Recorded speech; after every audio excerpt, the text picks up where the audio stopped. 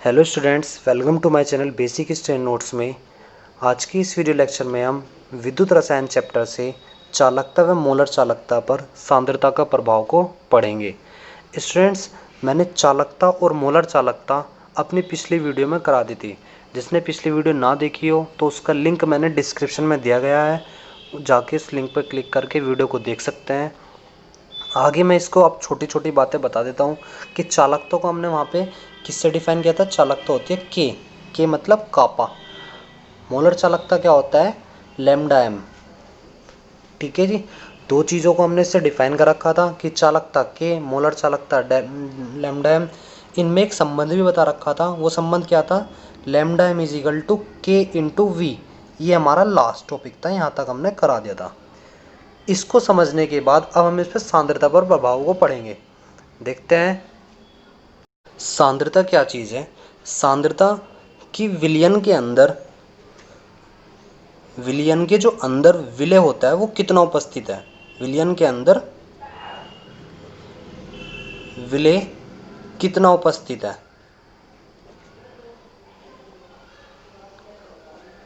उस चीज को हम क्या बोलते हैं, सांद्रता। ये बात आपको मैं पहले से समझाता आया हुआ हूँ, सांद्रता आपको समझ में आ गई होगी। तो विलयन क्या चीज़ हो सकता है, विलय और विलायक से मिलकर बनता है। तो विलयन को पहले हम देखते हैं कि विलयन जो होता है विलय व विलायक से मिलकर बना होता है। लेकिन विलयन के अंदर जो विद्युत अपघट्य कैसे होता है, किस प्रकार से विद्युत अपघटन होता है। मान लीजिए हमारे पास NaCl है, ठीक है जी। NaCl जब जल के आयनों में टूटता है, जब जल में NaCl आयनों में टूटता है तो उसके जो मुक्त इलेक्ट्रॉन होते हैं, मुक्त इलेक्ट्रॉन के आवेश के कारण विद्युत प्रवाह होती है, विद्युत प्रवाह होती है। बात आगे समझ में, एक बार हम दोबारा से समझते हैं। हम मेरे पास कोई विलयन है और विलयन क्या है कि उसके अंदर विद्युत अपघट्य होना। तो जैसे NaCl है, NaCl कब टूटेगा कि जल के अंदर जब आयन होंगे NaCl के, वो टूटते हैं तो उसके अंदर विद्युत प्रवाह होना स्टार्ट हो जाता है। वो जो टूटे हुए कण होते हैं वो मुक्त इलेक्ट्रॉन कहलाते हैं। जब मुक्त इलेक्ट्रॉन का आवेश का प्रवाह होने लगेगा तो वो विद्युत प्रवाह कहलाता है कि कैथोड से एनोड की ओर, एनोड से कैथोड की ओर। क्लियर है। आगे देखते हैं कि सांद्रता आपको समझ में आ गई कि विलयन। अगर मैं सांद्रता को बढ़ाता हूँ, सांद्रता मान लीजिए हमारे पास कोई विलयन है। एक विलयन कैसा है, मैं एक बता दूं, एक कोई कंटेनर बता दूं। एक पात्र लिया मैंने, उस पात्र के अंदर मैंने 5 ग्राम या 10 ग्राम, जो भी, मैंने 5 ग्राम चीनी ले ली। अब उस चीनी में मैंने जल ले लिया। जल तो टोटल आयतन नहीं है हमारे पास, जल क्या है, जल आयतन के रूप में ले लिया मैंने। और ये चीज़ हमारे पास क्या है, विलय चीज़ होती है। विलय मतलब घुलने वाली चीज़, जो चीज़ घुलती है विलयन में। विलायक में जो चीज़ घुलेगी उसे क्या बोलते हैं हमारे पास, विलय। अब बात करते हैं कि चीनी है। चीनी की मतलब सांद्र, ये क्या चीज़ है, सांद्रता। अगर मैं सांद्रता को क्या करूँगा, बढ़ाता चला जाऊँगा। सांद्रता मैंने बढ़ाना स्टार्ट कर दिया तो जो भी आयतन है हमारे पास, आयतन क्या है कि प्रति एकांक आयतन में उपस्थित जो आयन होंगे, उनके आयनों की जो संख्या है वो बढ़ती चली जाएगी। नहीं, मान लीजिए चीनी को मैं बढ़ाता चला गया तो जो जल के अंदर जो जल के कण, जल चीनी के कण होंगे वो कैसे होंगे, बढ़ते चले जाएंगे। समझ में आ गया। तो जो प्रति एकांक आयतन, प्रति एकांक आयतन में मुक्त आयनों की संख्या होगी, आयनों की संख्या वो कैसी होगी, बढ़ती हुई होगी।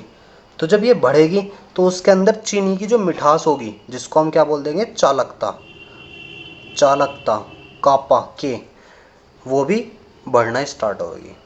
समझ में आ गई बात। क्यों, अगर मैं जल को आयतन का कम कर दूं, मान लीजिए क्या करना, इसमें जल है, जल हमारे पास 100 ग्राम का है। अब 100 ग्राम जल है तो 100 ग्राम जल है तो चीनी इसमें हम मिलाते जाए, मिलाते गए, मिलाते गए।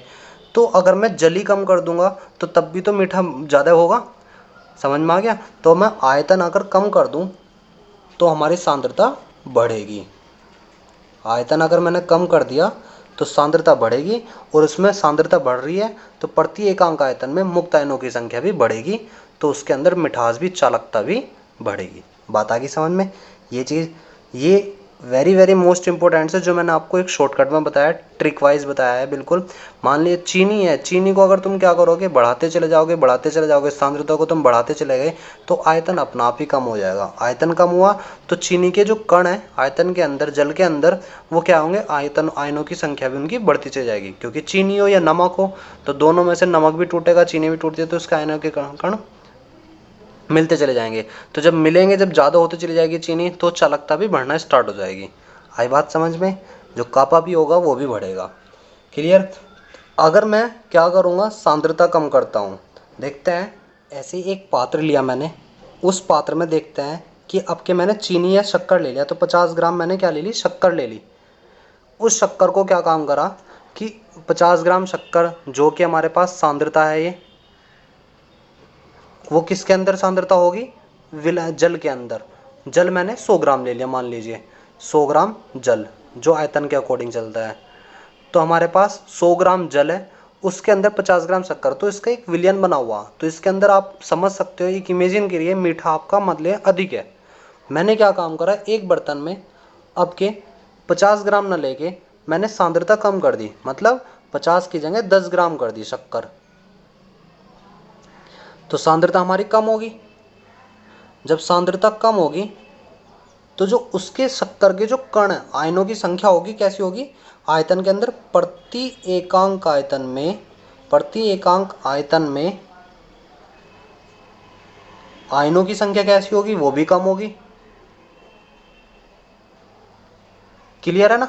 जब सांद्रता कम होगी तो सांद्रता के अकॉर्डिंग तो आयनों की संख्या चलती है, वो भी कम हो जाएगी। और जब कम होगी तो उसके अंदर तो मीठा ज़्यादा था, लेकिन जब कम होगी तो यहाँ पे जो जल था, समझ में आया कि जल में मिलने के बाद वो शक्कर कैसी होगी, उसकी चालकता भी कम हो जानी है, मतलब मीठा भी उसके अंदर कम हो जाना है। क्यों? क्योंकि शक्कर कम होगी, शक्कर से तो मीठा बढ़ता है, तो शक्कर से मीठा बढ़ता है तो जल वो हो गया हमारा कम, मतलब विलायक अधिक मात्रा में दिखाई देता है। 10 ग्राम शक्कर की चालकता कम कर देगा।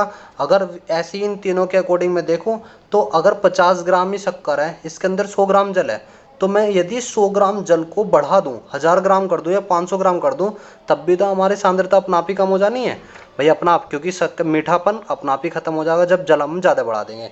तो यदि आयतन में इसमें क्या कर दूं, अधिक कर दूं, तो सांद्रता अपना आप कम हो जानी है। सांद्रता कम हो जाएगी तो आयनों की संख्या भी अपना आप कम हो जाएगी, चालकता भी। ये बात आपको समझ में आ गई होगी बिल्कुल। एक एग्जाम्पल है, ये दोनों चीज़ आपको सांद्रता कम वाली और बढ़ती वाली दोनों ऑब्जेक्टिव टाइप के अकॉर्डिंग समझने होंगे। ये आते एग्जाम में है, विकल्प में भी पूछे जा सकते हैं आपके। ये चैप्टर ही पूरा मोस्ट इंपॉर्टेंट है। देखिए, आपको दोनों चीज़ समझ में आ गई। आपने एक रिलेशन भी पढ़ा था मोलर चालकता और चालकता में संबंध वाला, कि लैम्डा एम बराबर के इंटू वी था। इसके अकॉर्डिंग भी समझते हैं। और एक चालकता है, तो ये तो हमारे पास क्या है, चालकता, और ये मोलर चालकता। हमने इनकी डेफिनेशन दोनों की पहले भी पढ़ चुके थे। पहले हमने क्या क्या देखा था कि जो चालकता है और मोलर चालकता, चालकता में क्या होता है, हमारे पास आयतन फिक्स होता है और मोल हमारा फिक्स नहीं होता है। जो चालकता में था वो, उसमें तो आयतन फिक्स होगा, ठीक है, और उसमें मोल फिक्स नहीं होते हैं, फिक्स नहीं होते हैं। इसमें मोल फिक्स, आयतन फिक्स होता है। बात आगे समझ में? चालकता में। मोलर चालकता में इसका उल्टा होता है कि आयतन तो हमारा कोई फिक्स है नहीं, यहाँ पे कितना भी पानी हो, यहाँ पे क्या है, हमारे पास आयतन तो फिक्स नहीं है,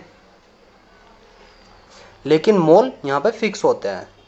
बात आगे समझ में? ये तो ये एक दूसरे के उल्टे होते हैं। एक सिंपल सी लॉजिक में देख लो कि मोलर चालकता और चालकता एक दूसरे के उल्टे होते हैं। तो चालकता हमारी अगर घट रही है तो मोलर चालकता कैसी होगी, बढ़ेगी।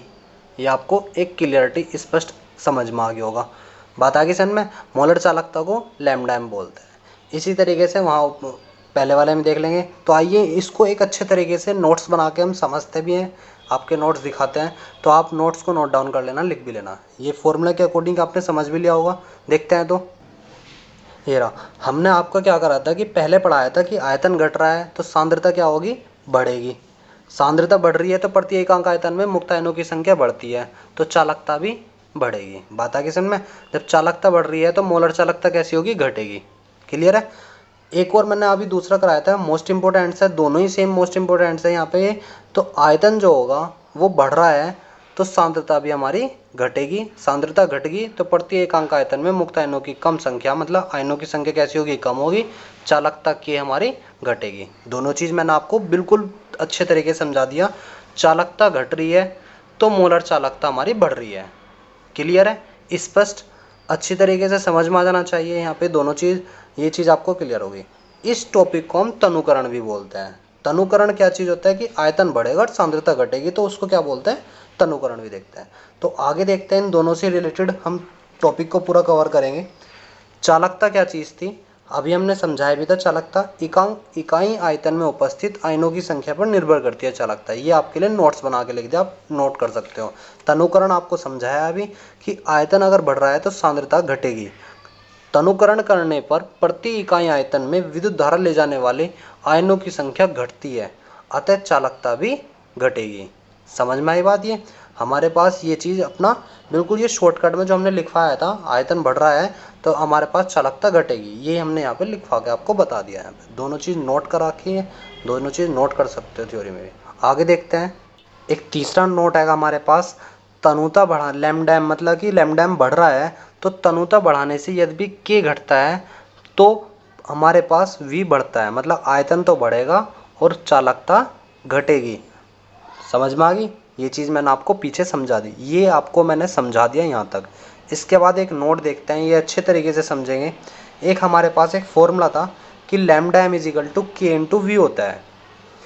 अब ध्यान से समझना कि lambda M is equal to K into we है। अगर मेरे पास चालकता है वो घटती है, चालकता है वो घटती है और आयतन है तो 100% बढ़ेगा।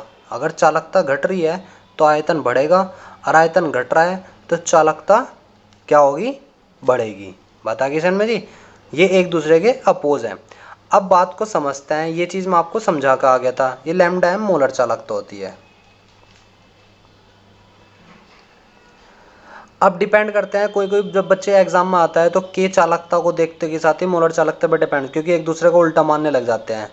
ऐसा नहीं होता लेकिन कि चालकता है और मोलर चालकता एक दूसरे को उल्टी होती है। अगर ये बढ़ रही है तो ये घटेगी, ये घट रही है तो ये बढ़ेगी, इस तरह से भी समझते हैं। लेकिन यो जो फॉर्मूले के अकॉर्डिंग आयतन पर निर्भर करती है, ना कि चालकता पर निर्भर करती है।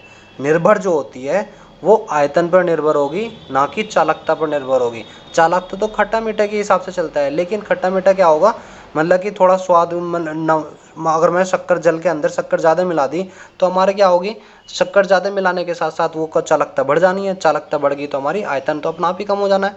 बात आगे समझ में। लेकिन जो डिपेंड करता है मोलर चालकता, वो आयतन पर निर्भर करती है। आयतन बढ़ाओ या घटाओ, अगर आयतन बढ़ाया तो मोलर चालकता बढ़ेगी, आयतन घटाया तो मोलर चालकता घटेगी।